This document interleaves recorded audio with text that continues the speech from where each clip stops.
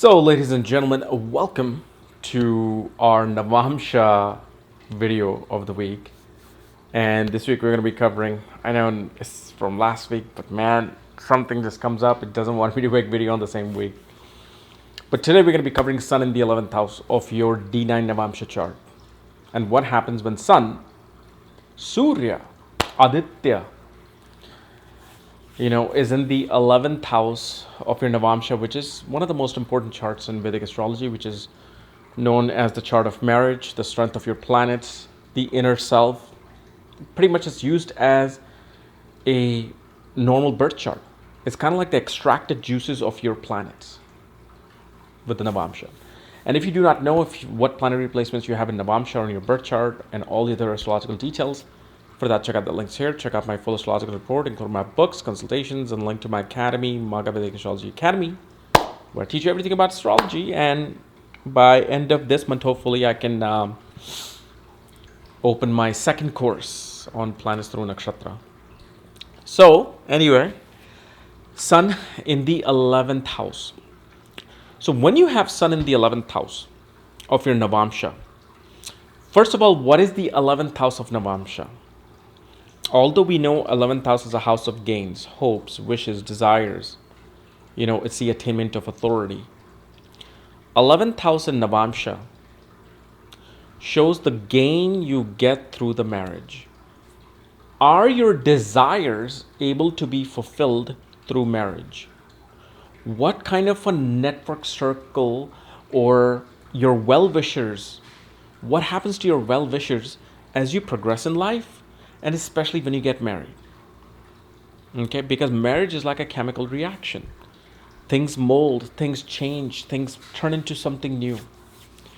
So when Sun is in the 11th house, naturally a person would want to strive to attain the highest success in their life. Because Sun is the king, okay? And because now Sun is obligated in this karmic ties of marriage, they feel responsible to achieve the highest success so they can provide for the marriage. All they do is that they work for the marriage. They don't even pay attention to themselves. Their health can deplete with Sun in the 11th house. Because for them, being this savior of the family, being this savior of the marriage, and providing everything to the marriage becomes the utmost kingly task for the Sun here.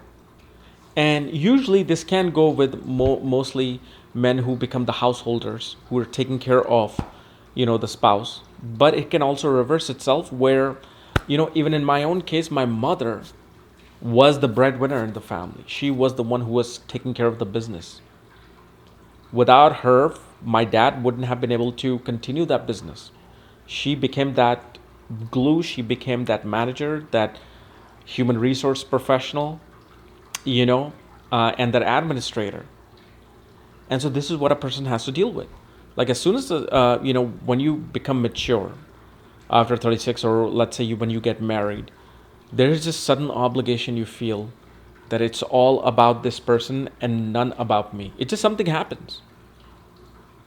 When Sun is in the 11th, in the Navamsa, especially, they feel that I don't care what I wear, I don't care how I look, I don't care how I'm dressing.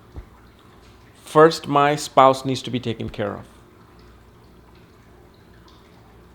And obviously, they feel like giving everything to the children with Sun in the 11th house. The other thing what happens with this particular Sun is that through the responsibilities of the marriage, through the status that you hold, people feel either intimidated trying to be friends of yours, or due to your overpowering authoritative nature, other people tend to kind of like repel themselves from you. Because you got to understand, Sun is a hot planet. Sun, burns things. Although Sun is really a ball of electricity, but even electricity can fry you. So what happens is Sun fries the support system for a person. Why? Because you're the king.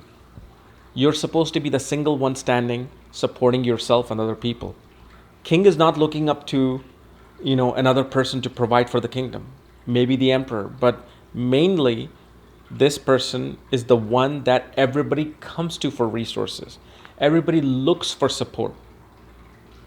So because they're so bright, everybody looks at them for support. They're like, oh, this is the biggest thing. This is the, biggest thing in our life. Let us clinch on to this person for support.